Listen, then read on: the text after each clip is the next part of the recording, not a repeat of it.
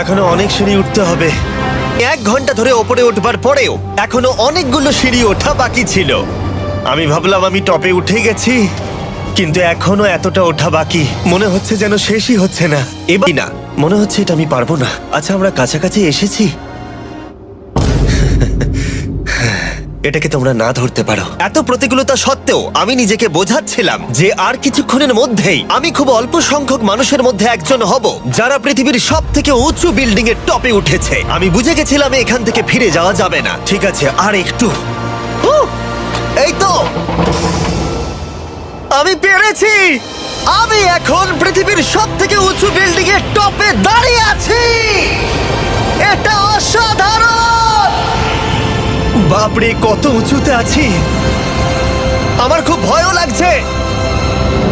আমার নিচে তাকালে হবে না, শরীর খারাপ হয়ে যেতে পারে। ভয় লাগছে আমার।